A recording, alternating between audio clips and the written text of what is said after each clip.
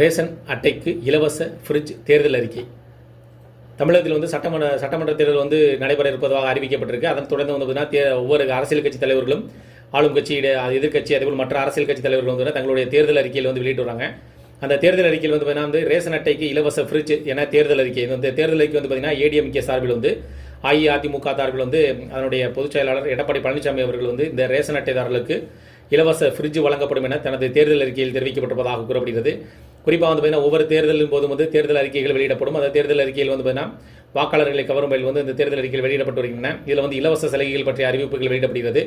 அதில் சார்பில் வந்து பார்த்தீங்கன்னா ரேஷன் அட்டைக்கு இலவச ஃப்ரிட்ஜ் என்ற தேர்தல் அறிக்கை வந்து அஇஅதிமுக சார்பில் வந்து இந்த இலவச சலுகை வந்து வழங்கப்படும் அப்படின்ற மாதிரி தங்களது 2026ஆம் ஆண்டிற்கான தேர்தல் அறிக்கையில் வெளியிடப்பட்டுள்ளது குறிப்பிடத்தக்கது. இந்த இலவச ஃப்ரிட்ஜ் தேர்தல் அறிக்கை அறிவிப்பு பற்றி உங்களுடைய கருத்தை நீங்கள் கமெண்ட் பண்ணலாம். இந்த வீடியோ பிடிச்சிருந்துச்சுன்னா, இந்த தகவல் பயனுள்ளதாக இருந்துச்சுன்னா வீடியோக்கு ஒரு லைக் பண்ணுங்கள்.